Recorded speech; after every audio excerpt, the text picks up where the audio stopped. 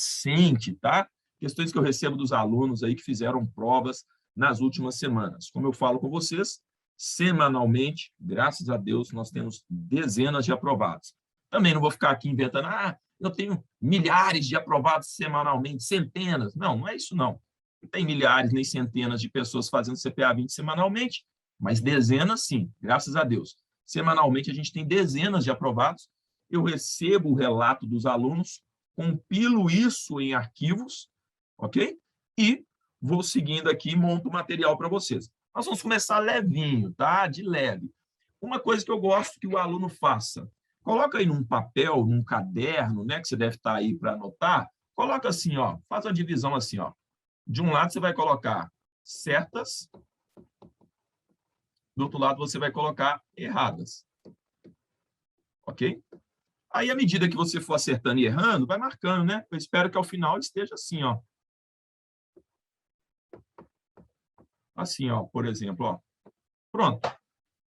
Um exemplo, né? Tomara que você acerte mais do que erre.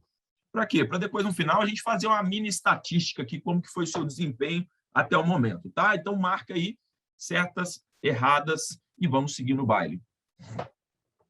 Vai ter acesso para imprimir essas questões?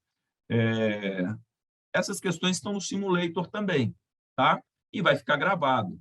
Mas eu posso ver aqui uma forma... não, no final também eu mando essas questões para vocês. Então, vamos lá? Podemos começar? Primeira questão. Não. Sem querer, sem querer, sem querer. Calma, calma. Essa daqui, sem querer, eu apertei 2 vezes. Matei uma aqui sem querer. Mas vamos lá, vamos comentar ela. Ó. Essa questão tem caído direto. Compete privativamente o Bacen. Poxa vida. Queria que vocês respondessem essa daqui, viu? Não, o professor já começou queimando a largada, aí não dá, né? Privativamente ao Bacen. O que os alunos confundem bastante aqui, pessoal? Só para... É bom, né? Eu queria que vocês errassem essa daqui em sala de aula para não errar mais. Mas o que os alunos confundem bastante nessa daqui? Presta atenção. Eles colocam que o Banco Central é responsável por coordenar política monetária. Porque a maioria associa Banco Central com política monetária. Ok, é correto você associar Banco Central com política monetária. Só que o Banco Central, ele executa política monetária. Ok? Coordenar é o quê? Coordenar é função de chefe. E quem que é o chefão do Sistema Financeiro Nacional? O CMN, o cara que manda neles, o chefão. Então, a função de coordenar é do CMN. Quem executa é o Banco Central. Então, cuidado para não marcar a letra C por conta da palavra política monetária e esquecer da ação aqui. Ó. Essa é uma ação de chefe, que não faz nada. Chefe só manda, chefe coordena. Ok? A resposta correta aqui é a letra D, o que ele coloca? Realizar, ó, fazer, pôr a mão na massa, operações de open market. O que é isso daqui? É um dos instrumentos de política monetária, que é a compra e venda de títulos públicos federais. Lembrando, quando ele está comprando, ele está colocando dinheiro, coloca dinheiro na economia, e quando ele está vendendo, ele está tirando dinheiro da economia. Ok? Então, Open Market é uma ferramenta de política monetária usada pelo Banco Central. Quem faz isso? O Banco Central. Tá legal? Essa aqui vocês ganharam de graça, a próxima não. Bora. É uma atribuição do CMN. Lembrando, quem é o CMN? O cara que manda neles. Esse camarada aqui é o chefão. Chefão. O que o chefão faz? Chefão determina, chefe define as regras, chefe estabelece, tá legal? Chefe dita as regras, dita as normas. Ele fala como a banda vai tocar. Ele não toca, mas ele fala assim, ó, deve ser feito dessa forma, tá? É o órgão máximo normativo do Sistema Financeiro Nacional, amém? Letra A, ele é responsável por fixar as diretrizes e normas. Ó, tudo a ver com ele. É um órgão normativo. da política cambial do país, não só da política cambial, mas da política de crédito, da política monetária. Ele que fixa e estabelece as diretrizes e normas das políticas no Brasil, ok? Relacionadas ao mercado financeiro. É muito comum, cuidado, tem até um aluno que colocou aqui, ó, às vezes o aluno confundir CMN com CVM. Embora não tenha relação nenhuma direta, né? O aluno às vezes lê na pressa. Então lembra, ó, o cara que manda neles. E a CVM é a Comissão de Valor Mobiliário. Tá certo? Olha lá, ó, certinho. Resposta correta, letra A. Fixa as diretrizes e normas. Define as regras. Isso é função do chefão. Tudo bem? Lembrando aqui, não sei se vocês perceberam, nós estamos fazendo questões do módulo 1. E a prova, ela cai nessa sequência também. Ela vai cair X questões do módulo 1, X do módulo 2, 3 e assim por diante, naquela mesma distribuição que eu passo para vocês ao longo do curso. Tudo bem? Então, a prova não cai assim, questões embaralhadas. Pega a questão do módulo 7 logo na frente. Não, ela cai exatamente nessa sequência. Próximo. Pessoal, para quem acordou 6 horas da manhã, vocês estão indo muito bem, viu? Matando a pau aí. Então, como eu falei, vamos garantir que a gente está muito bem sabendo essas questões mais tranquilas do módulo 1, 2 e 3. Vamos deixar para errar algumas, poucas, do módulo 4 e 5, que são os módulos maiores, então vão cair mais questões, então é normal de errar mais, tá? Não é mais no total, você vai errar um pouco mais. Vai cair lá 15 questões, você vai errar 4, 5, está dentro do preço normal, tá? Agora, no módulo 6, Previdência, a gente tem que fechar, e o módulo 7, na média, a gente sempre vai muito bem. Tá ok? Muito bem. Os códigos da Anbima de regulação e melhores práticas têm caído... escrevam isso que eu estou falando. Tem caído muita questão sobre os códigos da Anbima. Tá bom? Tem caído bastante. Você precisa entender, não no detalhe os códigos, mas entender a função da Anbima. A Anbima sempre vai ter como objetivo trazer mais transparência e trazer uma série de iniciativas e melhores práticas para o mercado. Ela vai pegar o que já existe e ela vai tentar trazer complementos à legislação. Para quê? Para melhorar, para trazer mais transparência. Tudo bem? Se você entender a lógica da Anbima, facilita na hora que você estiver lendo uma questão se faz sentido ou não aquilo ser da Anbima. Se estiver falando alguma coisa para omitir informação, mitigar, não estiver dando esse sentido de maior transparência, mais informação, melhores práticas, esquece que não é Anbima. Tá legal? É importante da gente entender. Agora, é o que está falando aqui nessa questão.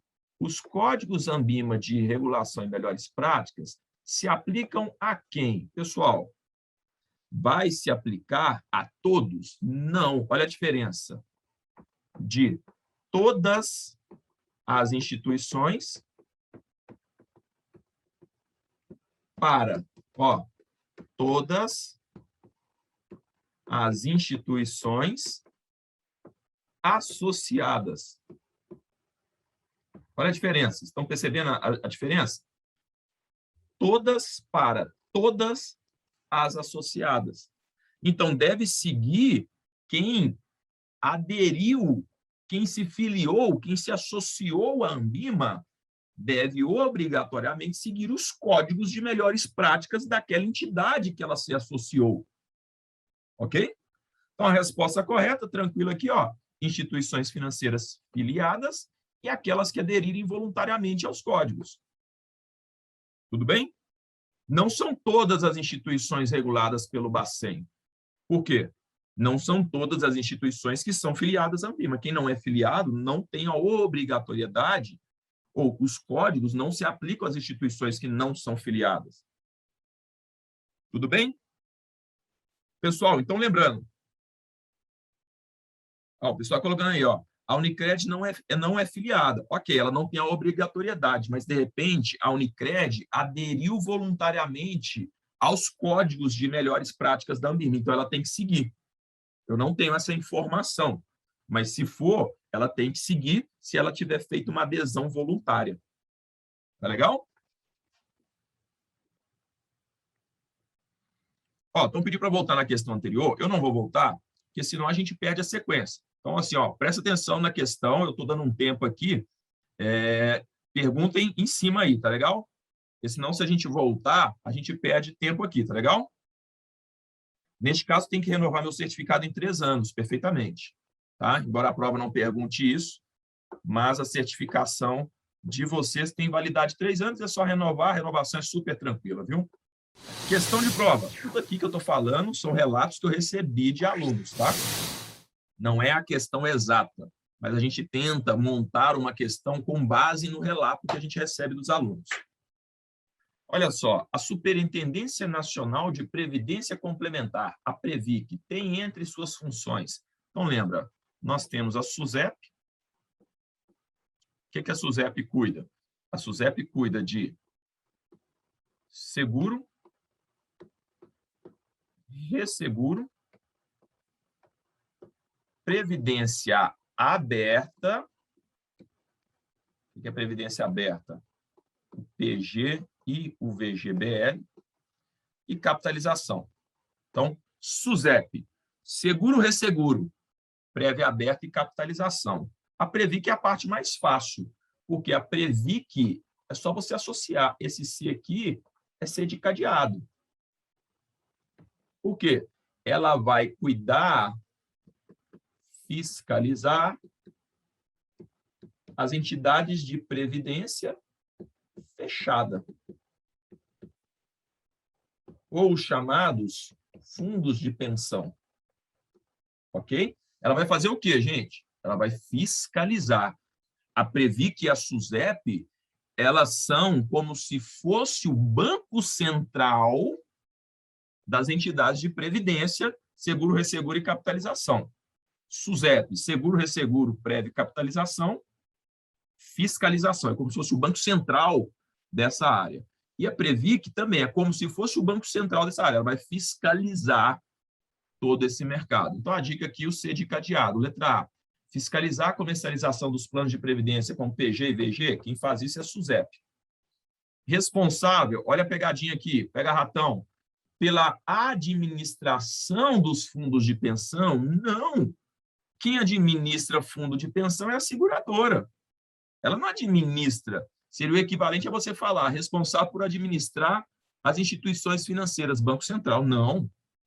Quem administra a instituição financeira é a instituição financeira. O Banco Central fiscaliza. No caso da Previdência, a Previc ela não administra fundo de pensão. Aí, às vezes, o aluno pega só essa palavra fundo de pensão. Opa, eu lembro, C de cadeado, fundo de pensão. Opa, legal, o professor dá umas dicas legal para a gente acertar. Pega fundo de pensão, erra dando glória. Aí está errado. Então, não administra fundo de pensão. O que ela faz? Autoriza o funcionamento e realiza, olha a palavra-chave aqui, gente, ó, a fiscalização das entidades fechada, o C de cadeado, ó, de previdência complementar, corretíssimo. Letra C de casa. Tudo bem? Então, ela não administra o fundo de pensão, ela fiscaliza os fundos de pensão. Tudo bem? Entenderam onde está a pegadinha nessa daqui? Então, ótimo. Próxima. Bem, gente, muito bem. Olha só. Um banco múltiplo com as carteiras de arrendamento mercantil e investimento. Está autorizado a. O que você não precisa saber? Você não precisa saber o que é a carteira de arrendamento mercantil. Tá? É uma carteira de leasing, mas você não precisa saber, não precisa levar para a prova, nem armazenar no seu HD o que é uma carteira de arrendamento mercantil, porque a prova não vai te perguntar, não é um tema da prova. Se você quiser saber, depois você pode pesquisar, não tem problema nenhum.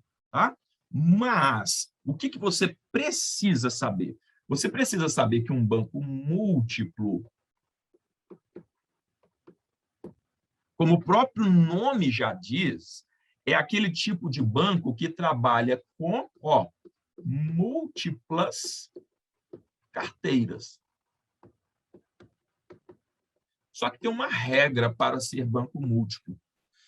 A regra é a seguinte: para ele ser considerado banco múltiplo, ele tem que obrigatoriamente ter no mínimo, no mínimo, 2 carteiras. E obrigatoriamente olha só, uma das, não precisa ter essas 2 que eu vou falar, mas uma das 2 tem que ser obrigatoriamente ou carteira comercial ou carteira de investimentos. Tem que estar presente uma dessas 2 para ser considerado banco múltiplo. Pode ter as 2? Pode, mas uma das 2 é obrigatória ter. Então, é uma ou a outra. Beleza? Não é obrigatório ter as 2. Então, aqui, vamos ver se aqui atendeu os critérios de banco múltiplo. Tem 2 carteiras? Tem. Tem aqui uma carteira 1 e aqui eu tenho a carteira 2. Primeiro critério está ok, que é o critério de ter no mínimo 2. Segundo critério, uma das carteiras é comercial ou investimento? Sim. Beleza. Então, já é o banco múltiplo. Aí vamos ver, o que esse banco está autorizado a fazer? Ele pode emitir letras de câmbio? Não, quem emite letras de câmbio são as financeiras. Aqui não falou de financeira. Administrar fundo de investimento. Quem administra fundo de investimento? Banco de investimento, ou seja, banco com carteira de investimento. A carteira de investimento aqui, já matamos a questão. Executar a ordem de seus clientes no pregão das bolsas de valores. Quem faz isso são as corretoras. Não falou corretora ali. Receber depósito à vista. Quem que pode receber depósito à vista? Quem recebe depósito à vista é somente o banco comercial. Resposta correta. Letra B de bolo. Um banco múltiplo que tem a carteira de arrendamento mercantil e investimentos pode administrar fundos de investimento? Sim, porque ele tem a carteira de investimento. Davi, a carteira de arrendamento mercantil ali, ela está ali só para compor o banco múltiplo. A prova não está te perguntando o que a carteira de arrendamento mercantil faz e nem vai perguntar. Ok? Beleza? Muito bem, então, gente. Essa aqui teve bastante dúvida, tá? Então, anota, questãozinha, marotinha de prova para a gente não errar. Próximo. Mas, no geral, vocês estão indo muito bem, viu? Não esqueçam de anotar certos e errados aí. Muito bem, muito bem. Um tempinho a mais, que essa questão você precisa ler. Sobre banco de investimento, tá? O que eu recomendo que vocês façam na hora que estiverem estudando? Para quem está estudando aí com a professora Regina, né? Professora Regina, top, faz um mapa mental como ninguém. Olha só, o que eu recomendo? Você vai colocar lá, banco de investimento. Colocou aqui no meio, o que um banco de investimento faz? Aí você vai colocando, um banco de investimento, a gente já viu, ele administra fundos de investimento. Vai puxar a setinha, vai colocar banco de investimento, fornece crédito para médio, longo prazo. Banco de investimento auxilia as empresas em fusões, aquisições. O banco de investimento, quem lembra? A gente falou disso ontem, na aula à noite. Auxilia as empresas a acessar o mercado de capitais através do IPO, auxilia as empresas na emissão de debêntures. Ele não emite, né? Auxilia as empresas, vou colocar aqui, auxilia as empresas na emissão de debêntures. Ele não emite debêntures, ele auxilia. Aí você vai colocando tudo o que você sabe sobre banco múltiplo. Não uma coisa só. Tá legal? Não uma coisa só. E aí você vai fazendo o que a gente chama de mapa mental. Utilizei muito isso quando eu estava estudando para o CFP, lá atrás, né? 2009. Então, isso aqui ajuda bastante a você ter uma visualização completa sobre o tema. Então, você coloca o tema aqui no meio e vai anotando do lado aqui, né? Fazendo do seu esquema aí todas as características de um banco de investimento. Tá? Então, isso auxilia muito, principalmente quando você vê uma questão assim, ó, sobre banco de investimento. Não é uma pergunta, mas você vai ter que ler tudo. Então, antes de ler, você já conceitua o que você sabe sobre banco de investimento. Então, vamos ler aqui para ver o que está certo e o que está errado. Tá? Ó, eles realizam operações, emissões de valores imobiliários, corretíssimo. Assessora operações de fusões e aquisições, correto essa parte também. E ofertam crédito de curto, aí já derrapou, ó. Curto prazo? Curto prazo, pessoal, é banco comercial, né? Legal? Como cheque especial, nada a ver, peraí. Valores imobiliários, correto. Fusões e aquisições, correto. E operações com dólar turismo, nada a ver também. Isso aqui não é função de banco de investimento. Dólar turismo, o que é o dólar turismo? Você vai lá comprar dólar para viajar num banco de investimentos? Nada a ver. Fiscalizam o mercado de distribuição de valores imobiliários. Peraí, banco de investimentos virou CVM, é? Quem que fiscaliza mercado? Se for instituição financeira, é Banco Central. Se for um mercado de valores imobiliários, é quem? A Comissão de Valores Imobiliários. Concordam comigo? Fiscalizar é função de órgão fiscalizador. Quem que fiscaliza o mercado de valores imobiliários? A Comissão de Valores Imobiliários. Resposta correta, então.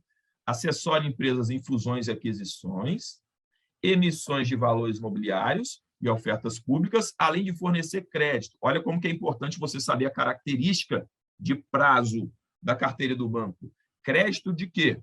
De médio, longo prazo. Resposta correta, letra D de dado.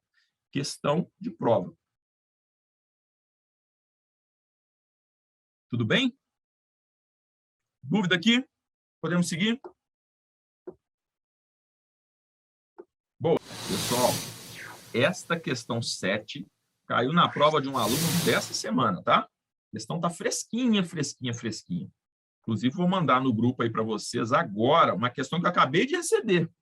Acabei de receber aqui, ó. Aluno doido aí, acordou 6h36, me mandou, professor, acabei de lembrar aqui, caiu na minha prova dessa semana. Mandei para vocês aí. O aluno fala assim, professor, como que eu sei se eu estou decorando ou não o simulado? Se eu estou acertando porque eu sei ou porque eu estou decorando? Se você souber explicar duas coisas, o tema por trás da questão para uma pessoa, e se você souber explicar não só a correta, mas também o porquê que as demais alternativas estão erradas, você sabe o conteúdo, você não decorou. Agora, se você nem acabou de ler a questão, já sabe só a resposta, você está decorando o simulado. Tá bom? E é muito comum o aluno ficar viciado em simulado. O aluno pega o simulado do professor, eu disponibilizo para vocês mais de 1000 questões, aí você vai na internet, pega o simulado do professor A, B, C, não faz isso não, você está fazendo uma bagunça. Bagunça. Já assim, já de cara eu já oriento, você, nosso aluno aí, ou você que está vindo para a internet, não faz isso não. Você está bagunçando a sua mente, segue uma linha de raciocínio. Tem muito material bom. Escolhe um material, segue por aquela linha. Você ficar misturando demais, você não, além de você não ter tempo, você vai confundir. Tá certo? Eu recomendo, a minha opinião é, segue uma linha de raciocínio. Senão você faz uma bagunça muito grande. CPA 20 não precisa disso. Às vezes você vai estar fazendo um outro curso, né, que demanda, eu quero pegar mais questões para eu praticar. Legal, mas não é o caso da CPA 20. A CPA 20 é relativamente tranquila nesse aspecto. Tá? A grande maioria dos cursos que tem aí tem um banco de questões muito aderente à prova, muito aderente. Aí você pega os bancos de questões e todo mundo, as respostas, as perguntas são todas iguais.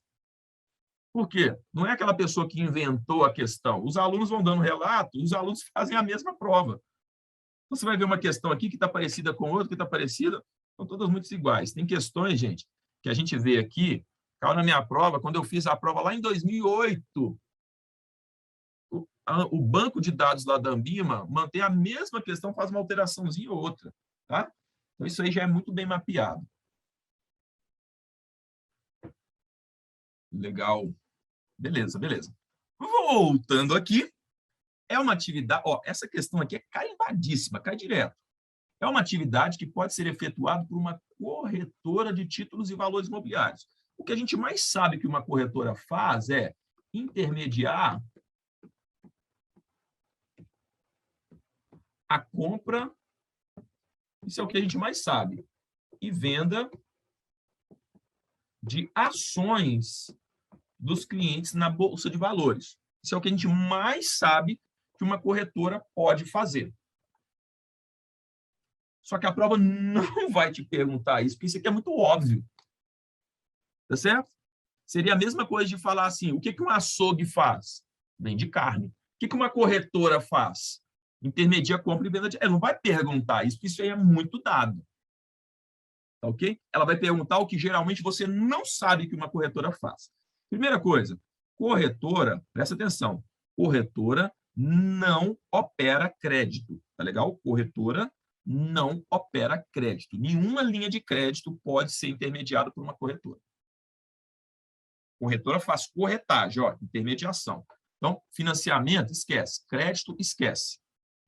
Securitização, o pessoal perguntou assim, o que é securitização? Securitização é quem faz lá, né, emissão de CRI e CRA. Ok?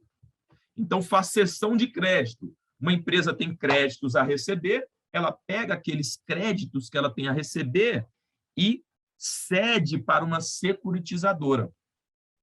A prova não vai entrar no detalhe o que é securitização, mas é isso.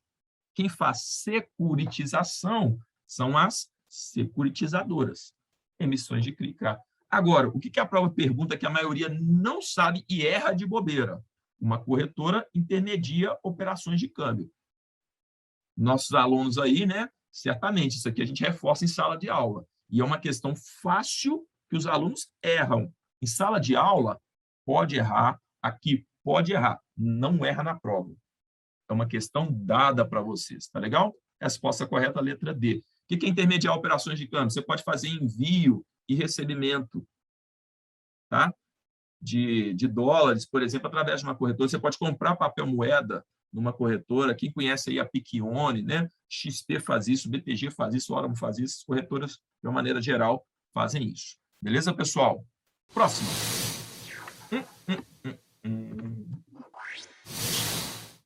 Excelente. Tem um pouco de dúvida, mas excelente. Olha só. Na fase do crime de lavagem de dinheiro, denominada de estratificação ou ocultação. Lembra que são 3 etapas, né? É o COI. Primeira etapa, você coloca o dinheiro. Segunda etapa, você tenta esconder ele através da ocultação. E a terceira e última etapa, você tenta voltar com esse dinheiro para a economia. Tá? Então, eu coloco o dinheiro, dou uma camuflada nele, depois eu volto. Olha quem voltou! Um dinheiro com aparência de limpo. Mas não. Tá? Então, nesta fase aqui que ele está falando, que é a fase 2, olha lá, uma série de transações financeiras são realizadas a fim de quê? De distanciar ao máximo o dinheiro da sua origem ilícita. Então, o que eles estão tentando fazer aqui? Eles tentam camuflar de toda forma para quando você vê aquele dinheiro ali, você não conseguir localizar a origem dele. O que é a origem dele? É uma origem, cadê aqui? Ilícita. Ok? Então, quanto mais distante for o dinheiro da origem ilícita, melhor. A fase de ocultação é para isso. Tá? Um exemplo desta, olha só, desta transação. Tá? É uma transação o quê, pessoal? Uma transação financeira. Então, eu vou fazer uma transação financeira no mercado para ocultar a origem desse dinheiro. Olha só a letra A. Prestação de informações financeiras incompletas. Isso daqui é o quê? É uma transação financeira? Você prestar informações financeiras. Você fez alguma transação financeira aqui? Não, não tem transação financeira aqui. Concordam comigo? Ó, a fase de ocultação, a própria questão já está te falando. Deixa eu apagar um pouquinho aqui, ó. A própria questão já está te falando. Vamos pegar aqui no texto. Ó, uma série de quê? De transações financeiras são realizadas. Prestar informação financeira não tem nada relacionado à transação financeira. Essa está errada. Fazer tráfico de drogas, pessoal, aí você fala assim, Davi, tráfico de drogas tem transação financeira. Mas isso não é uma transação no mercado financeiro. Tráfico de drogas é um crime antecedente. Ok? É o crime que antecedeu esse dinheiro. Antecedente. O tráfico de drogas, pessoal, é o crime que originou o dinheiro para ser colocado aqui para lavar. Vocês estão entendendo? Isso não é uma transação financeira. É o crime que originou esse dinheiro, da mesma forma que o financiamento ao terrorismo. Agora, olha uma transação financeira aqui característica. Deixa eu ver a bateria aqui, acabou. Olha uma transação financeira aqui característica, ó, aquisição de propriedade rural. Presta atenção, o cara cometeu um crime antecedente, colocou o dinheiro aqui no mercado financeiro. O que ele faz? Ele vai lá e compra um lote, compra uma chácara, compra um sítio. É uma transação no mercado financeiro. Esse é um exemplo de transação que tem por objetivo ocultar. Ah, Davi, é só propriedade rural? Não, aqui é um exemplo, pessoal. Ele poderia ter comprado alguma outra coisa. É uma compra de bens, é uma transação. Tá claro essa daqui? Porque teve algumas dúvidas aí no chat. Tá claro? Resposta correta, letra C de casa.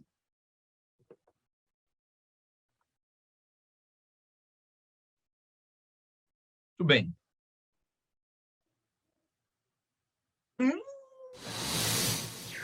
Essa daqui tá pelando, ó. Pelando. Caiu ontem. Ontem, tá? Ontem.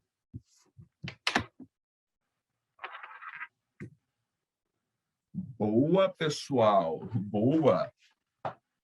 Ó, a gente está falando aqui daquela parte de lavagem de dinheiro ali, módulo 2, vocês estão situando?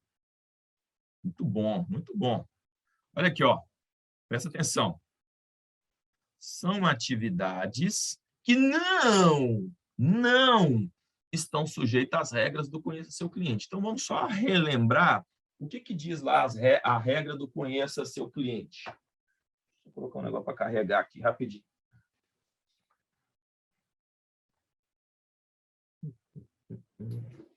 O que diz lá, pessoal?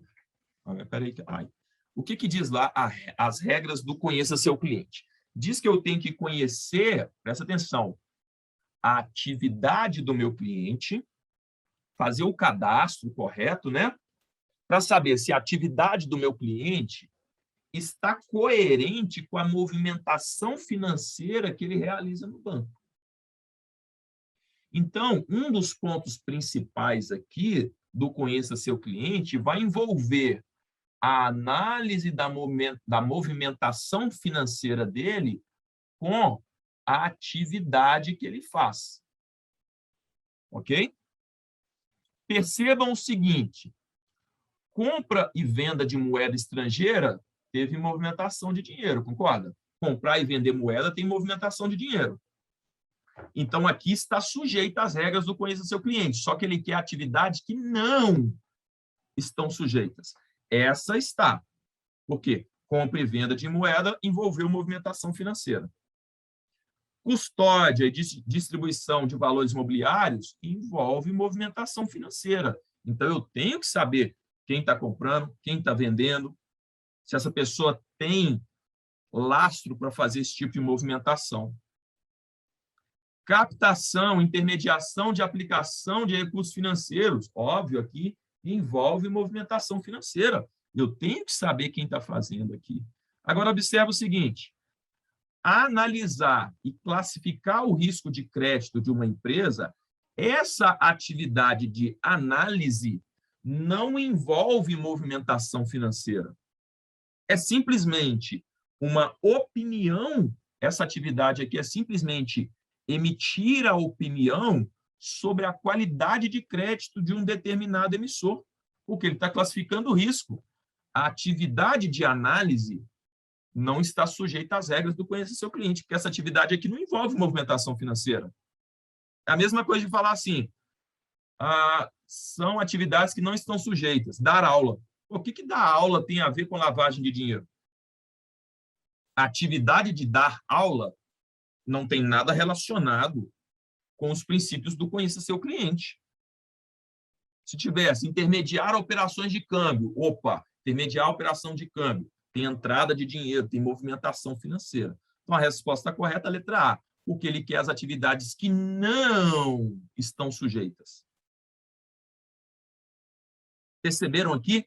Questão que cai sempre na prova, pessoal, sempre. Beleza? Muito bem. No geral, vocês estão indo muito bem. Próximo. Essa é a 11 mesmo, tá, pessoal? Não necessariamente está na sequência certinha, não, tá? Tem algumas aí que eu pulei de propósito. Aí, quando vocês estão colocando na sequência, aí vocês vão contabilizar a quantidade mesmo, tá bom? Vamos lá? Vamos ler aqui com calma, né? Essas questões, sim, grandes, você tem que ler com calma. Tem muita informação nada a ver no meio de um texto grande. Vamos pegar o essencial.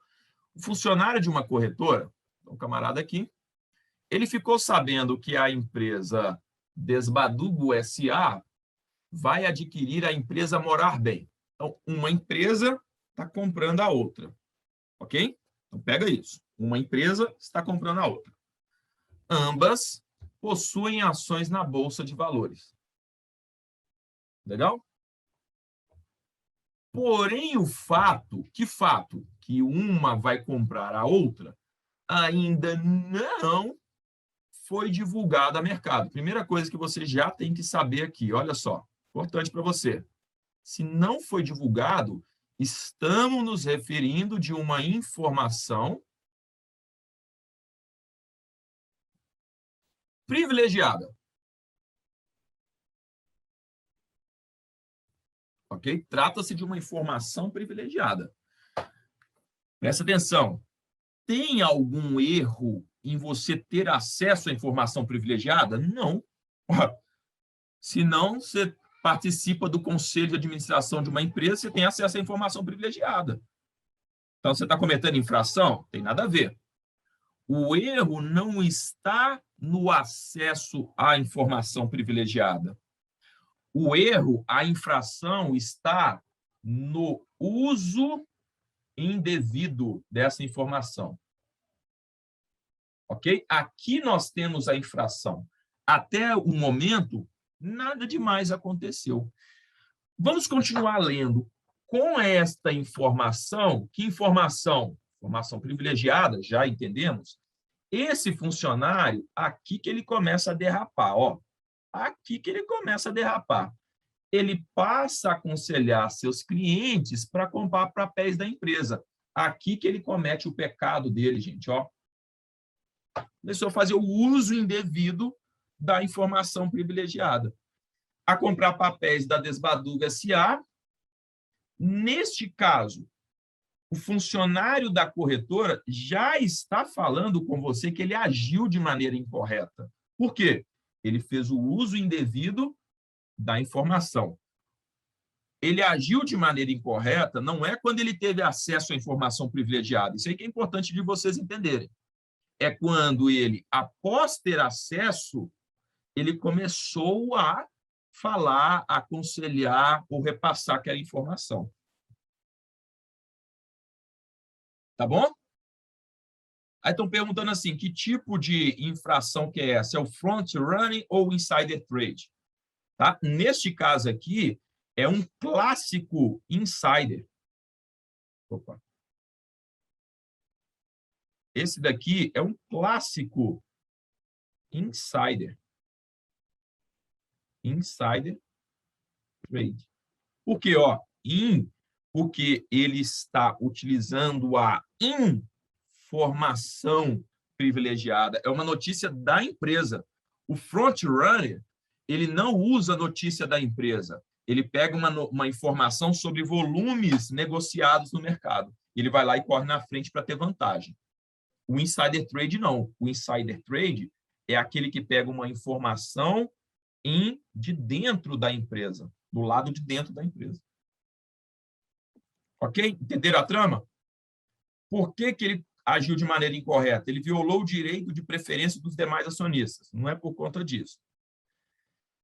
Letra B, ele poderia aconselhar seus clientes. O aluno apressadão, o Zé apressadão, ele faz assim, ele poderia aconselhar seus clientes. Claro que não, ele não poderia. Calma, calma. Leia a resposta completa. Ele poderia aconselhar seus clientes, olha só, somente, aqui deixa a questão correta, somente após a divulgação desta aquisição no mercado. Por quê? Após a divulgação, ela se tornaria uma informação pública. Tá legal? Depois que se tornou uma informação pública, aí não tem problema você comentar, recomendar, fazer nada.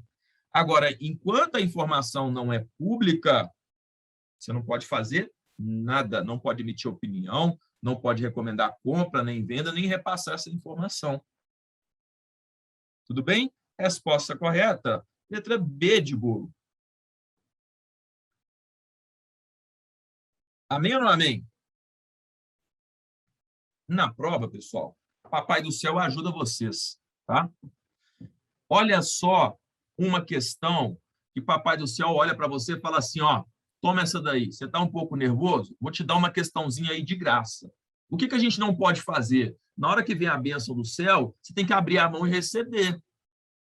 Papai do Céu vai te entregar uma questão como essa daqui que vocês estão vendo agora. É você pegar, agradecer e falar assim, obrigado, manda mais. Mas não pode deixar passar uma dessa daqui, não. Não tem problema você errar aqui em sala de aula, não. Você só não pode errar na prova, pelo amor de Deus. O fato relevante, ele não precisa divulgar. Tá? A penalidade ali não está relacionado a publicar um fato relevante, porque ele fala assim, ó, ele agiu de maneira incorreta, pois deveria ter publicado um fato relevante em nome da empresa. Observa, ele é um funcionário da empresa. Ele não é o diretor de relações internacionais, ele não é a pessoa responsável. Ele fala assim, ó, o funcionário de uma corretora, ele nem trabalha na empresa, tá certo? Ele nem trabalha na empresa. Ele é um funcionário de uma corretora, ele é um terceiro. Ele não pode publicar um fato relevante da empresa que ele nem trabalha. Tá certo? Então, olha só, esta questão de número 13 é uma dádiva de Deus para você na hora da prova. Então, lembra, pega, agradece a Deus e segue. O que você não pode fazer? Papai do Céu te mandar uma dessa daqui e você deixar passar. Ok? Porque é uma questão de graça para vocês. Vamos lá. Então, lembrando, não tem problema nenhum você errar aqui em sala de aula. O que você não pode fazer é errar na prova. Aqui você pode errar. Qual o prazo máximo que um cliente pode ficar sem atualizar o seu perfil de risco? O que é o perfil de risco? O API. Perante a instituição. Ou a prova te pergunta, qual o prazo de validade do API? Ou de quanto em quanto tempo eu posso renovar, eu devo renovar o meu perfil de investidor? É isso que ele está falando aqui. O prazo máximo ou prazo de validade do API. 24 meses. Amém. Recebe, parte para a próxima, pede para Deus te abençoar com mais 10. Lembrando, não tem problema você errar essa questão aqui em sala de aula. Na prova, pelo amor de Deus, API, 24 meses. Questão carimbadíssima, cai direto, direto, direto. Beleza, gente? Não errem as fáceis, tá? Por isso que eu estou reforçando bastante aqui, ó. Hoje eu estou trazendo questão café com leite, tá? Questãozinha café com leite. Vou preparar nas próximas aí questões um pouco mais elaboradas. Ok? A café com leite, você não pode errar. Então, se de repente você está fazendo aí, nossa, Davi, estou achando difícil demais. Ó, pode estudar. Essas não são as questões difíceis, tá bom? Próxima. Muito bem, muito bem. Olha que legal. A maioria das dúvidas ficou entre letra A e letra C, pelo que eu estou vendo. Começou a crescer aí letra D, ou seja, tem dúvida geral, que bom. Só faltou a letra B aí. Ninguém marcou a letra B. Vai ficar com raiva de vocês. Presta atenção, aqui está falando daqueles viés comportamentais, né? Tem a disponibilidade, representatividade, aversão à perda, excesso de confiança. Tudo bem? A aversão à perda. O investidor que apresenta o viés da aversão à perda irá apresentar qual tipo de comportamento? Presta atenção. Ele é avesso à perda. Então, o que ele faz? Quando ele tem ações que estão apresentando prejuízo na carteira, para não reconhecer o prejuízo, o que ele faz? Ele não vende essas ações. Porque ele pensa assim, ora, se eu não vender, eu não assumo o prejuízo. Deixa lá. Qual que é o erro nisso? Ele deixa aquela ação lá com prejuízo, não é porque ele acredita que aquela ação vai recuperar. Ele deixa lá, ele não tem fundamento nenhum que aquela ação vai recuperar. Ele deixa lá porque ele fala assim, enquanto ela não recuperar, eu não vendo. Mas não tem sentido ele fazer isso. Por quê? Porque ele está agindo conforme o viés da aversão à perda. Ele só não está vendendo porque ele não quer reconhecer o prejuízo. Existem várias outras ações que ele poderia escolher que têm potencial de recuperação ou que têm potencial de valorização, mas para não realizar o prejuízo, ele mantém aquelas ações perdedoras ou ações com prejuízo na carteira, dorme abraçado. Esse cara é muito parecido comigo, inclusive. Eu estou sofrendo com umas ações aí que, pelo amor de Deus. Aí eu olho para elas e falo assim, nossa, essa ação só me dá raiva, ela não sobe por nada. Mas eu não vendo. Por que eu não vendo? Eu sou um bestão também, né? Estou agindo aqui conforme a versão à perda. Falei, não, vou esperar uma hora ela recuperar. Sendo que tem várias outras ações no mercado com potencial de alta. Por que eu não vendo e compro essas que eu acredito que vão subir? Porque se eu vender, eu vou assumir o prejuízo, vou assumir o meu erro. E como eu sou avesso à perda, eu não realizo esse prejuízo. Então, o investidor que apresenta o viés de aversão à perda, ele mantém na carteira as ações com prejuízo, não vende elas e vai vender somente as ações que estão com lucro. Esse é o viés da aversão à perda. Tá bom? Davi, neste caso, você tem dificuldade de encontrar comprador também? Não. Não tem dificuldade de encontrar comprador, não. Se tivesse dificuldade de encontrar comprador, aí nós estamos falando de uma outra coisa, seria risco de liquidez, que é quando você tenta vender alguma coisa e não tem ninguém querendo comprar. Tem comprador a todo momento, eu não vendo é porque eu não quero realizar prejuízo. A mesma coisa daquela pessoa fala o seguinte, você olha para ela assim, ó, você está um pouco acima do peso. Por exemplo, não estou não. Ah, como que você não está? Eu estou vendo. Não estou, porque eu não pesei. Ora, se eu não pesei, é porque eu não estou acima do peso. Não tem relação. Tá? Então, aqui, ó, investidor avesso à perda tende a manter posições ganhadoras? Não, ganhador ele vende. Tende a manter posições ganhadoras? Ganhador ele vende. Tende a manter posições perdedoras e ele se desfaz rapidamente das posições vencedoras. Então, aquele que morre abraçado com a ação. Fica doido para vender as que estão dando retorno, porque, porém, podem dar mais retorno ainda. Tem que ter calma no mercado de ações, exatamente. Exatamente. Ganhou um pouquinho, aquele mãozinha de alface, né, que a gente brinca, mão de alface. Ganhou um pouquinho, vende logo. Opa, deixa eu garantir meu ganho. Mas na hora que está perdendo, ele fala assim, não, deixa eu segurar até recuperar. Olha só como é que não faz sentido. Para o ganho, o gatilho mental dele tem facilidade para vender. Ele consegue enxergar o momento de sair da ação que está ganhando, mas a ação que está perdendo, parece que ele trava. Ele não consegue estabelecer um limite. Exemplo, só um exemplo, tá, pessoal? Não estou falando que isso aqui é a forma correta, não. Imagina que ele comprou uma ação a 10. Ele poderia muito bem estabelecer o seguinte, se ela for a 12, ou seja, 20% de ganho, eu vendo. E se, porventura, ela bater 8, ou seja, uma queda de 20%, eu também vou vender, vou desfazer, porque eu vou travar minha queda em 20%. E para cima eu vendo também. Não. Ele fala assim, ó, bateu 20 de ganho, eu vendo. Agora bateu 20 de perda, deixa eu segurar.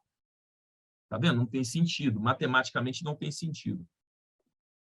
Isso aqui é normal, tá? A gente aprende isso justamente para evitar que o investidor haja dessa forma. Ó, então, eu mantenho posições perdedoras e desfaço das posições vencedoras. Resposta correta, letra C de casa. Amém?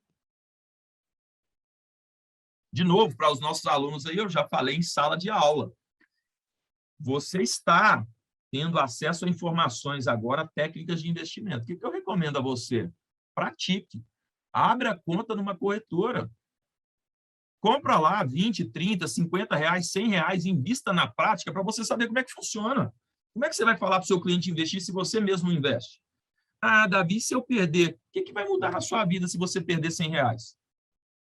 Não estou desvalorizando o dinheiro, mas estou mostrando que com 100 reais você já começa a operar e você vai ter conhecimento. O máximo que pode acontecer é você ser um mega de um azarado, fazer a operação errada e perder 100 reais. Agora, cá para nós. Imagina você operando aí no mercado financeiro. Olha só. Vê se tem chance de você perder. Isso aqui que eu vou fazer agora não é uma recomendação de investimento, tá? Pelo amor de Deus. Mas olha só, você pegou 100 reais.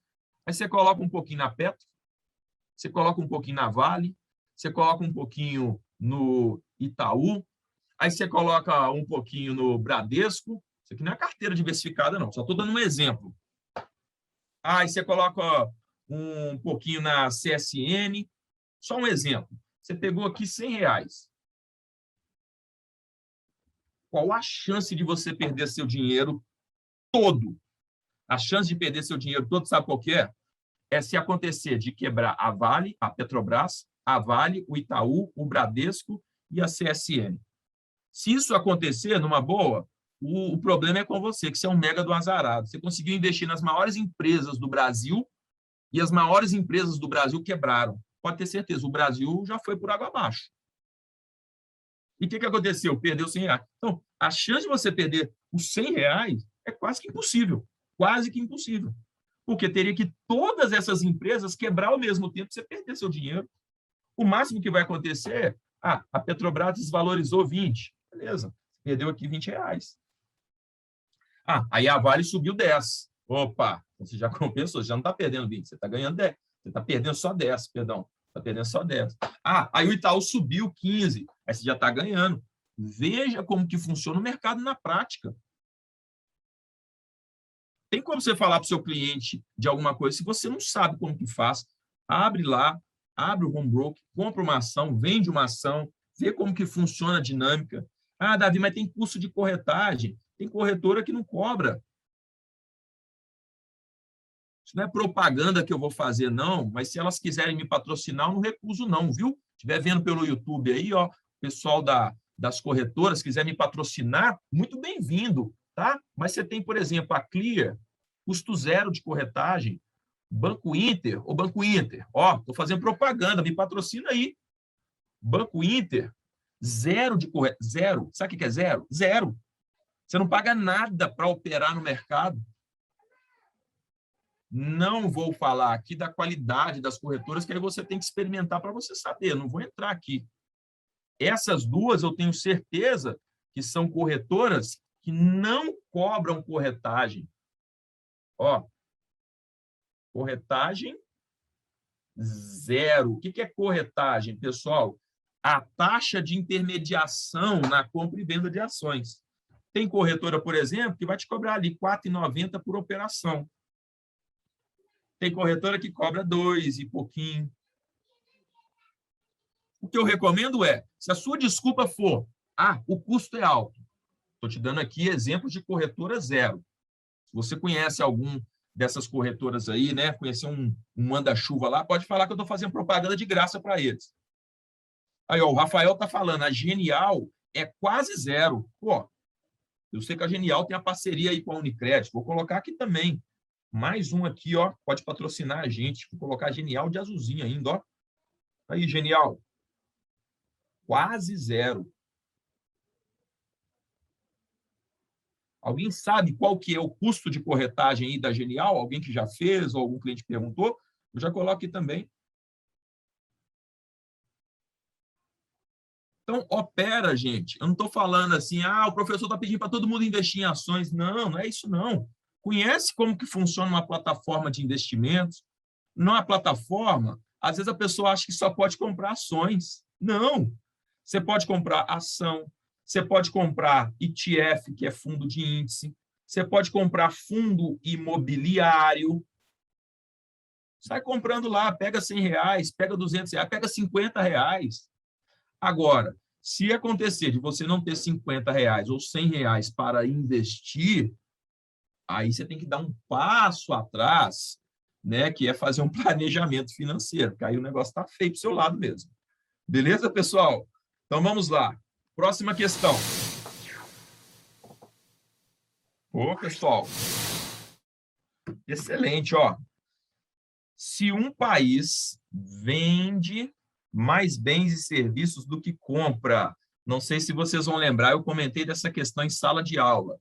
Vender é o mesmo que exportar. E comprar é o mesmo que importar. A prova pode utilizar as duas formas. Porque às vezes você fica muito bitolado, exportar, importar, aí a prova coloca, muda só uma palavra, você fica sem saber. Então, vender, exportar, comprar, importar. Aqui, a conta que contabiliza as exportações e as importações é a balança comercial. Ok? Balança comercial. E se o país vende mais do que compra, a balança comercial vai ser positiva, porque teve mais entrada do que saída.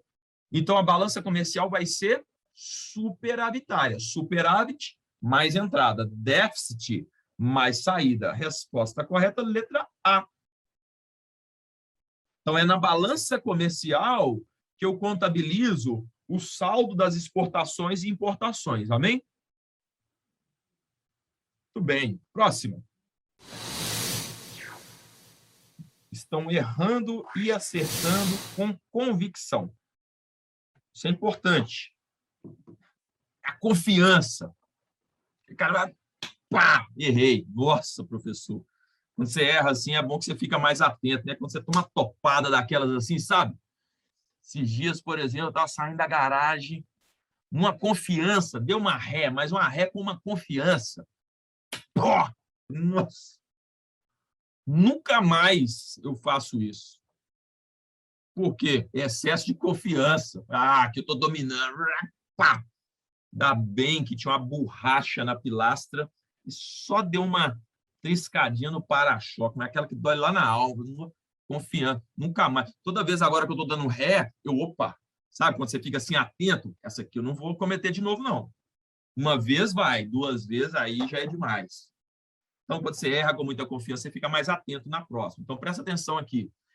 Em um regime, eu vou fazer um mega destaque aqui para vocês não errarem mais, de taxa de câmbio fixa.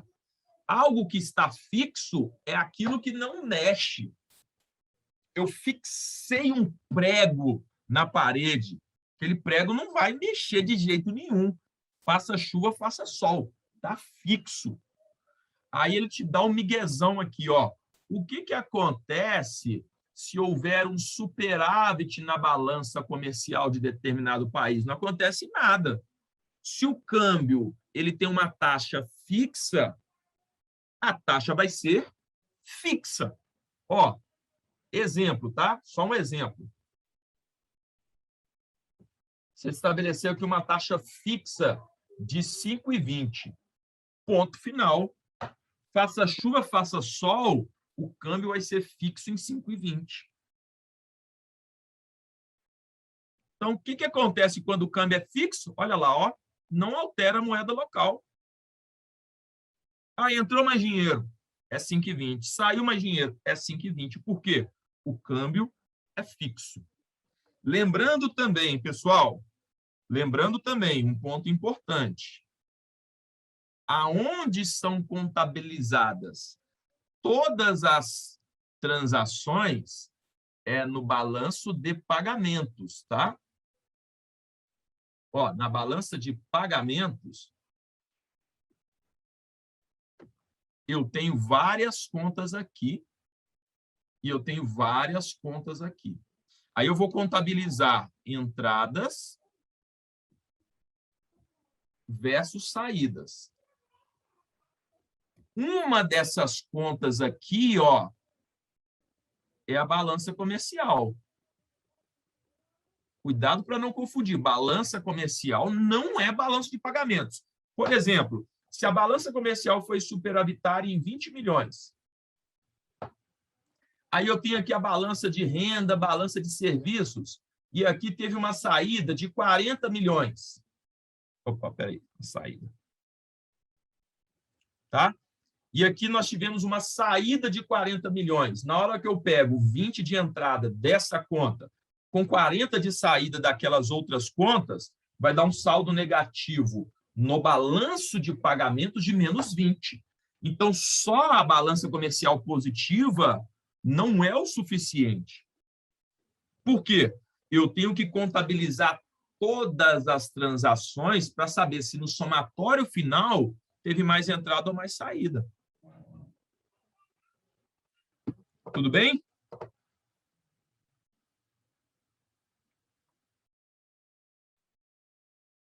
Boa. Mas quando tem um volume grande de dólar no Brasil, isso não valoriza a moeda? Se o saldo desta conta aqui, total, for positivo, sim. Mas eu não posso afirmar que, somente pelo fato da balança comercial ter sido positiva, as demais contas também foram positivas. Que a balança comercial é uma das operações que o Brasil faz com o restante do mundo. É isso que é importante da gente entender. O Brasil tem transferências unilaterais, a entrada e saída de dinheiro através de turismo. Eu tenho dinheiro que entra para investimento direto. Eu tenho pagamento de contas, eu tenho doações, tem uma série de transações. Então, o que eu tenho que observar aqui? Eu tenho que observar... Vou apagar aqui. Eu tenho que observar o saldo dessas duas contas aqui, ó. Eu tenho que pegar o saldo da conta corrente mais a conta de capitais. Se o saldo foi positivo, superávit. Se o saldo foi negativo, eu tenho um déficit. Mas aí eu tenho que olhar o balanço de pagamentos, que aí eu vou relacionar tudo que entrou, tudo que saiu de todas as contas para saber se teve mais entrada ou mais saída. Não só o balanço, a balança comercial, tudo bem? E aqui ele falou só da balança comercial. E pior, falou que o câmbio é fixo. O principal aqui é isso aqui, câmbio fixo. Câmbio fixo, faça chuva, faça sol, não altera em nada quando eu trabalho com câmbio fixo. Amém? Pessoal, essa questão aqui gerou bastante dúvida. Ficou claro para vocês agora o ponto principal aqui do câmbio fixo? Excelente, pessoal. Investidor efetuou uma aplicação financeira que rendeu 6. Quando ele fala rendeu 6 e não fala mais nada, esse daqui é a taxa nominal. Então, taxa nominal igual a 6%. Aí ele fala a taxa de deflação. Então, lembra, ó, se for inflação, você vai subtrair. E quando eu tenho deflação, você vai somar. Tá legal? Ó, lembra isso daqui. O que é a inflação? Inflação é quando os preços, de maneira geral, sobem. Seu dinheiro perde poder de compra. Exemplo, imagina um curso que custa R$1.000. Você tem R$1.000, você compra um curso.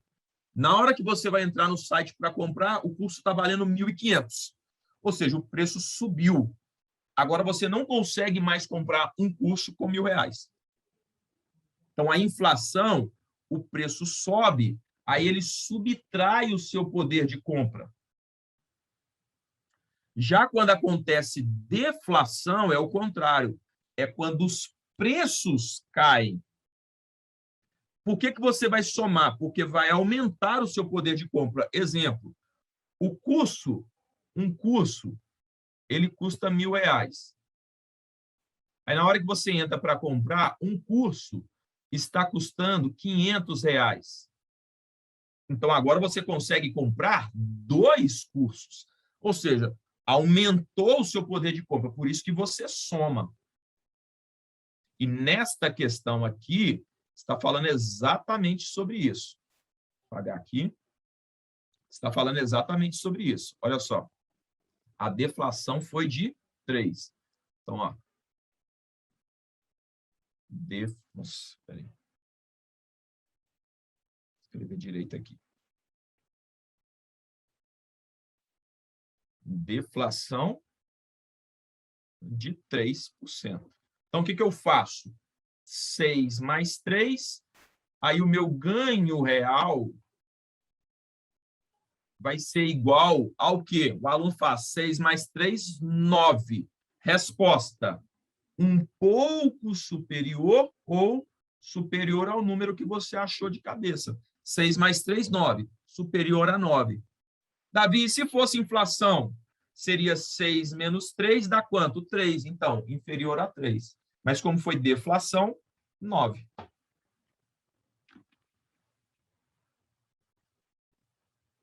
Exatamente, Patrícia. Olha lá, a resposta correta, um pouco superior a 9. Por que foi superior? Porque a questão está falando que registrou deflação.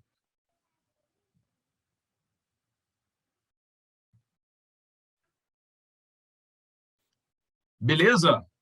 Olha só, nós fizemos até agora questões dos módulos 1, 2 e 3. Tá bom? 1, 2 e 3. Vamos lá, pessoal. Ó. Carregou. Pô, que bom. Tomar vacina hoje? Primeira ou segunda dose? Dei sorte que eu tô. Sorte assim, né? Não sei, eu tomei a vacina da Janssen. Uma dose só, não preciso nem mais se preocupar. Graças a Deus. Vamos lá. A proporção de ações ordinárias e preferenciais das empresas novas e de capital fechado, no momento em que decide abrir seu capital, é de. Então, aqui você tem que saber ações ordinárias, ações preferenciais, você tem o mínimo e o máximo de cada uma. Mínimo, você tem o máximo que cada uma pode ter. Quando elas vão abrir capital, tá legal? Então, olha só, ordinária, mínimo de 50, máximo de 100. Preferencial, mínimo de 0, máximo de 50. Essa é a regra. Aí ele fala 1/3 de ações preferenciais. Está errado, né? Não dá 1/3. Sem direito a voto, lógico, a preferencial vai ser sempre direito a voto. E 2/3 de ação ordinária. Totalmente errado. No máximo, 49% de preferencial. Ó, preferencial no máximo 50%. Tá errado. 1/3 de ações ordinárias e 2/3 de ações preferenciais. Também não. Ó, a resposta correta aqui, ó. No mínimo, 50% de ações ordinárias. Ó, ordinária, mínimo de 50%. Alternativa correta, letra D de dado. Tá bem? Muito bem. Próximo. Excelente, gente. Empresa listada no segmento novo mercado. Então, aqui, ele está se referindo à governança corporativa. Governança, tá? Decide fazer um desdobramento. O que é desdobramento? É você ter, por exemplo, uma ação de R$ 100, você desdobrar isso daqui, por exemplo, em 4 ações de 25. Um exemplo, tá? Não é sempre 1 por 4. Ok? Eu continuo tendo R$ 100 no total, só que agora em 4 ações de 25. Aí ele fala assim, a intenção dessa empresa, quando ela faz esse movimento aqui, ó, aqui é só um exemplo para ilustrar, 1 de 100 para 4 de 25, qual que é a intenção? Oferecer maior liquidez às ações e reduzir o preço unitário. O preço unitário reduziu de 100 para 25 e dá mais liquidez, porque é mais fácil comprar uma ação de 25 do que comprar uma ação de 100. Perfeitamente. Resposta correta, letra A. Concordam? Então, de novo, pessoal, aqui, quando eu comento menos a questão e não fico passando por todas as questões, inclusive as que estão erradas, é quando eu vejo que todo mundo respondeu a alternativa correta, ou a grande maioria. Então, é uma questão que, no meu entendimento, vocês assimilaram bem. Quando eu vejo no chat que tem resposta A, B, C e D, aí eu gasto mais tempo respondendo cada uma comentando cada uma, porque a gente está vendo que teve muita dúvida, então carece mais, só para a gente dar mais fluidez aqui nas aulas, tá bom?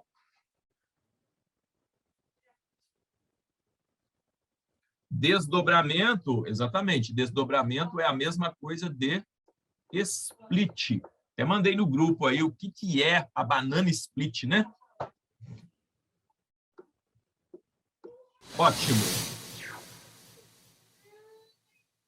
No caso de grupo, beleza, pessoal? Muito bem, viu? Muito bem, mandaram bem nessa. Ó, no caso de um grupamento de ações de uma empresa listada na Bolsa do Novo Mercado, aí fala assim, ocorreu uma diminuição no preço da ação. Vamos simular aqui um grupamento?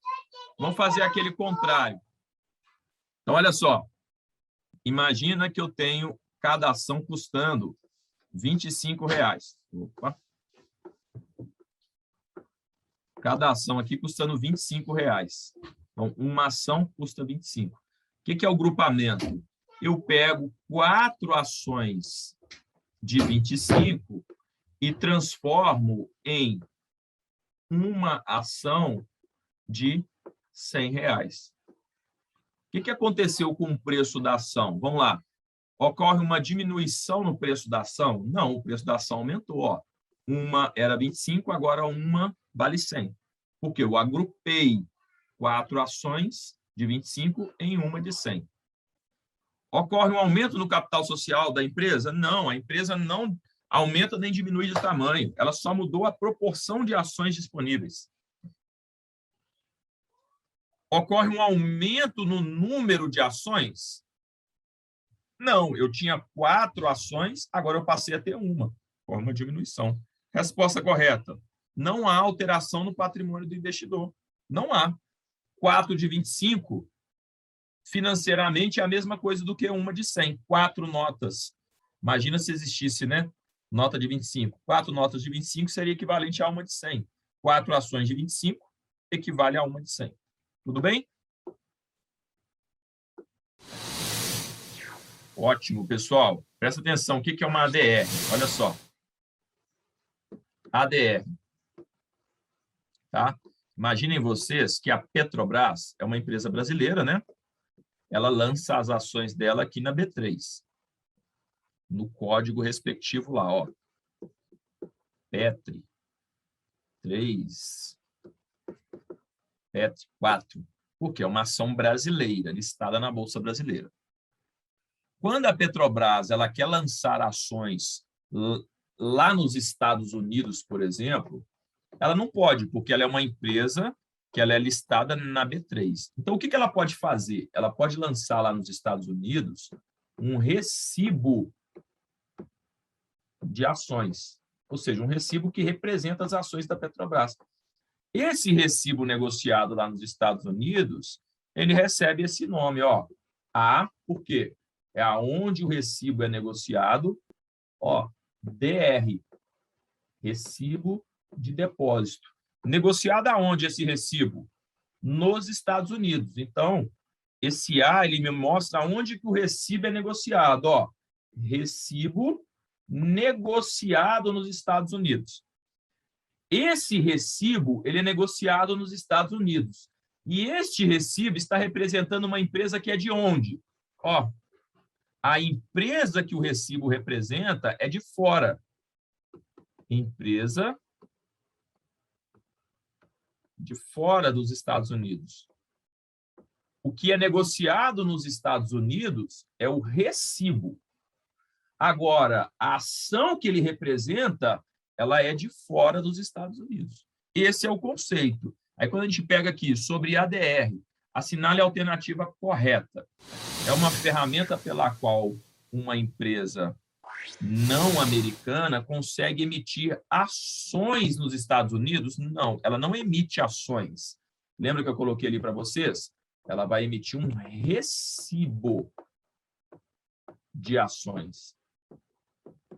As ações da Petrobras, elas são emitidas aqui no Brasil. Lá, ela vai emitir uma ADR, que é um recibo de ações, emitido nos Estados Unidos. O que é emitido nos Estados Unidos? O recibo. Essa daqui está errada. Não emito ações nos Estados Unidos. Tá legal? Entenderam por que a letra A está errada? Letra B. Trata-se de um título de dívida. Não, dívida não, né, gente? É um recibo de ações. A ação é uma coisa, dívida é outra coisa. Mas esse aqui passou batido na hora que você estava lendo. É um título, sim, o recibo é um título. Lastreado em ações. Já está ficando bonito a resposta aqui. O título é negociado nos Estados Unidos. Perfeito. Ó, o título é negociado nos Estados Unidos. Mas ele representa uma empresa que é de onde? Nesse exemplo que eu dei, a Petrobras é uma empresa não americana. Ok? Olha lá, ó. Letra C de casa. Perfeito? Da mesma forma, a BDR é um recibo negociado no Brasil de empresas de fora. Questão que cai na prova. Próxima. Já estamos falando de imposto de renda. Ó, isso aqui é módulo 4, tá, gente? Para quem não se situou ainda, estamos fazendo questões do módulo 4 da CPA 20, na sequência da prova, tá? Nós estamos na sequência da prova. Ótimo. O imposto de renda incidente sobre o ganho de capital em bolsa com aplicações em ações realizados por pessoas jurídicas são tributados da seguinte forma. Tanto pessoa jurídica quanto pessoa física, pessoal, a apuração vai ser mensal e pago até o último dia útil do mês seguinte, através desse documento de arrecadação. Tá? Então, imposto de renda em ações, primeira coisa, mensalmente, quando você apura o ganho, e você vai pagar, a apuração é mensal, mas você vai pagar até o último dia útil do mês seguinte à operação. Ok? Resposta correta, letra B.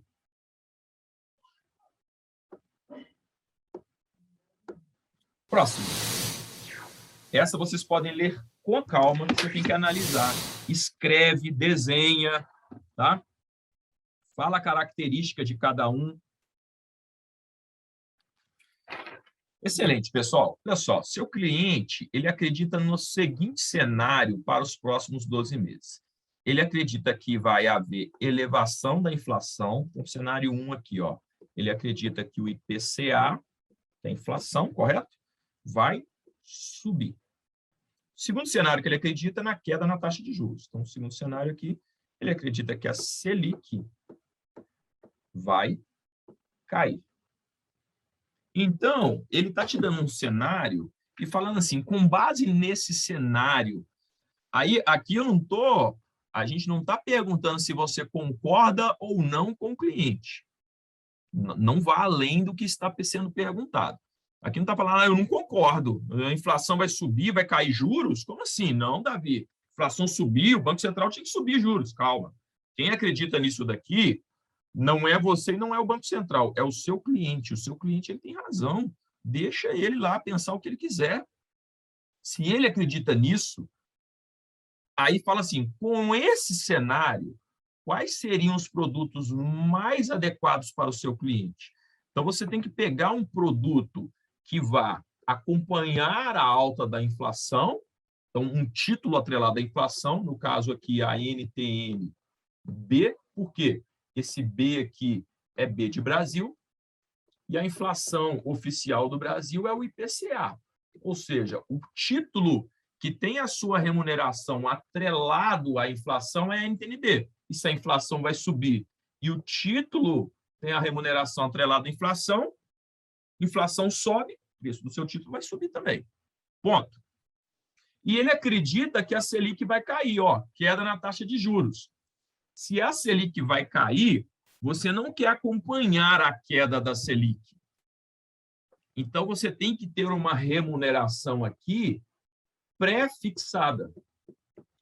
Um exemplo, tá? Só um exemplo, não está falando a questão, mas só para exemplificar para vocês visualizarem. Vamos imaginar que eu travo a taxa em 9% e a Selic vai a 4%, ó, eu estou ganhando 9%, a Selic confirmou o meu cenário, foi a 4%. Qual é o título pré-fixado que eu tenho aqui que eu posso trabalhar? Eu tenho a LTN e a NTNF. Davi, mas como é que eu sei que um é pré? Aquela dica que nós já falamos. Ó, o T está antes, a taxa vai ser pré. O T de taxa. O T de taxa está antes, é pré-fixado. E a NTNF, o F aqui é F de fixo. Ok? Então, a resposta tem que ser NTNB e um desses dois aqui. Vamos achar, ó, NTNB e NTNF ou LTN, ó. LTN, resposta correta, letra A. Ficou claro, pessoal? O que a gente tem que analisar?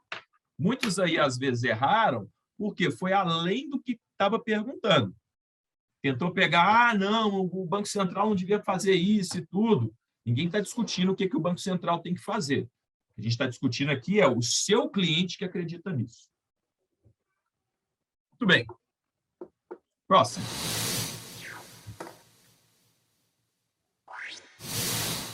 Olha lá, ó.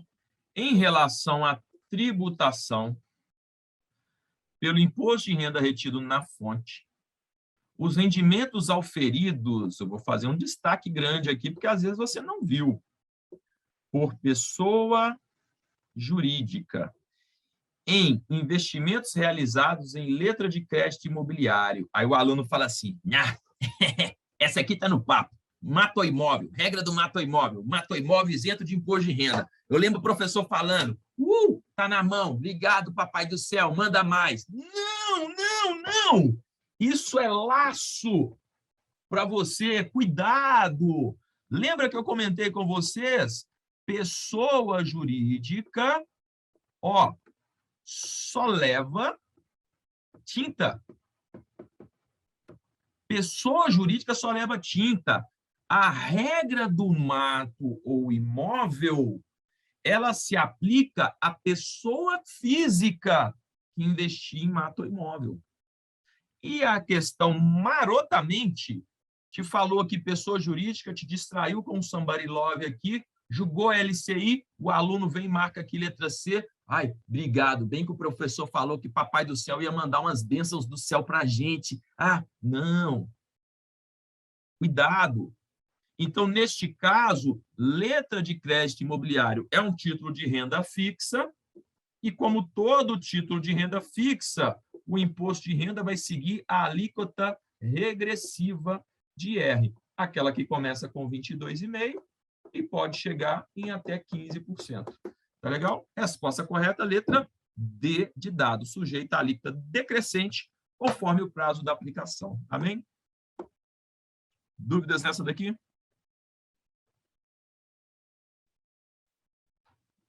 Muito bem, então vamos seguindo. Muito bem. Olha só, as debêntures. Vamos ler, né? Tem que ler. Só pode ser emitida com prazo superior a 300. Isso aqui pegou muita gente aí, ó. A debênture tem prazo, olha só, como que te pegou aí, ó, mínimo de 360.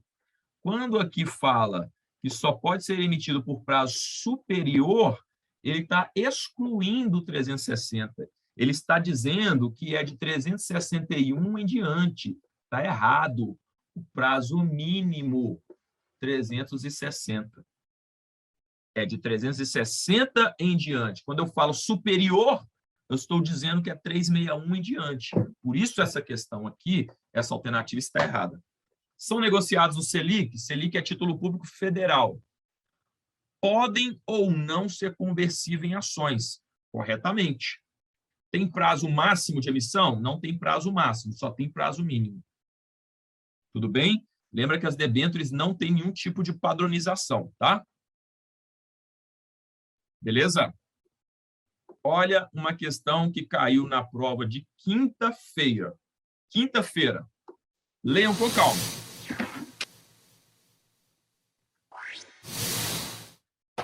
Muito bem. Presta atenção aqui, ó. Uma empresa adquiriu debêntures da BNDESPar por meio de uma oferta pública.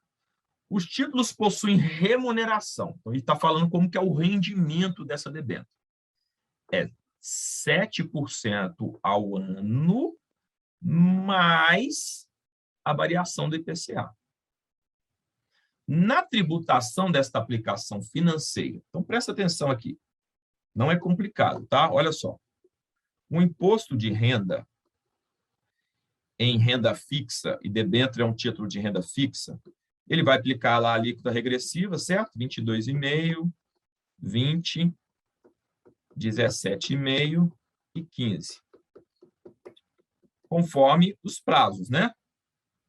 De 0 a 180, 181, 360, 361, 720, você lembra lá da musiquinha e tal, 721 em diante. Legal. Olha o nome do imposto. Imposto que incide sobre o rendimento.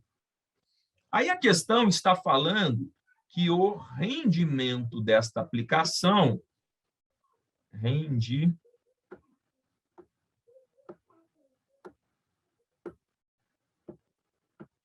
A questão está falando que o rendimento dessa aplicação é composto por duas variáveis. Tem uma taxa fixa de 7, mais a variação da inflação, a variação do IPCA.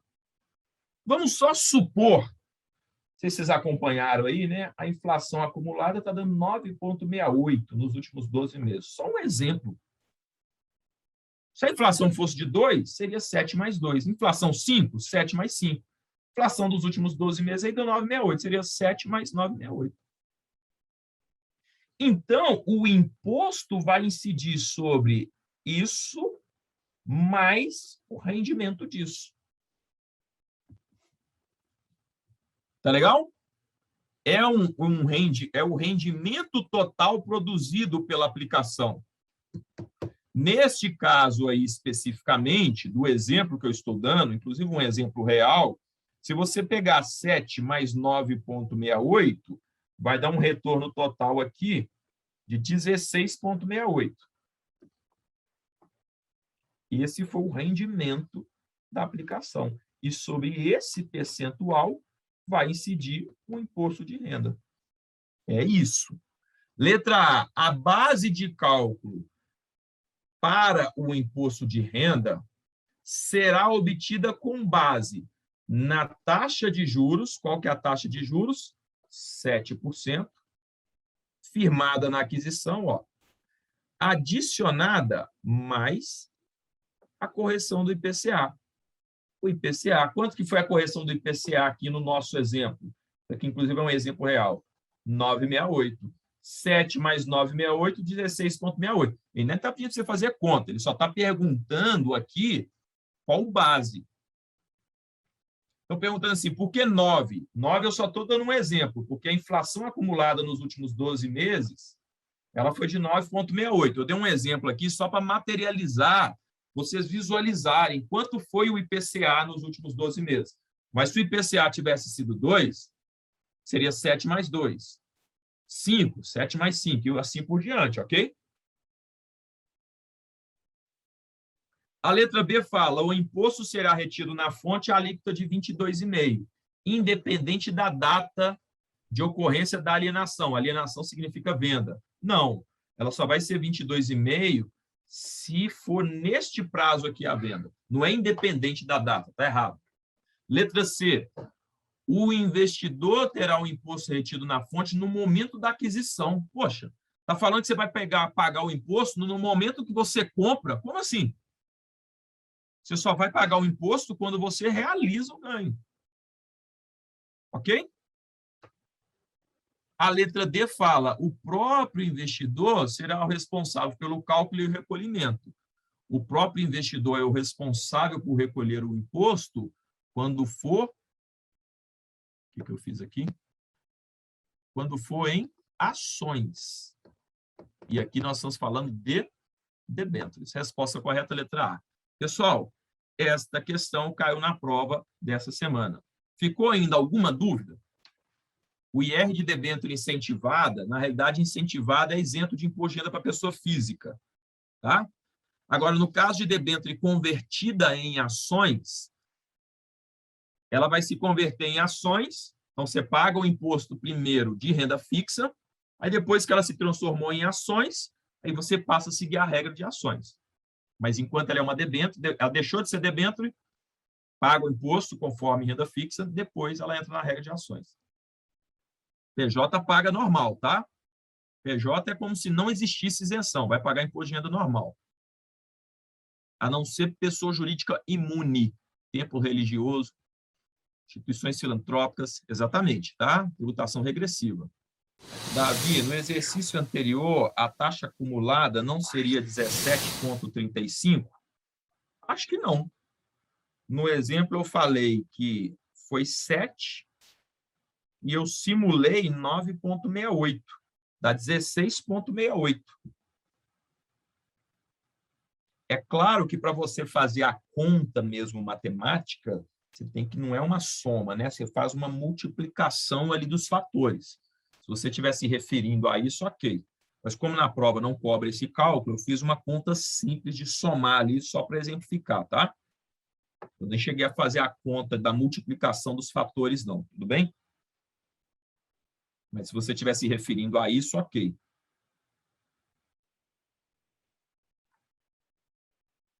Ó, os títulos de crédito...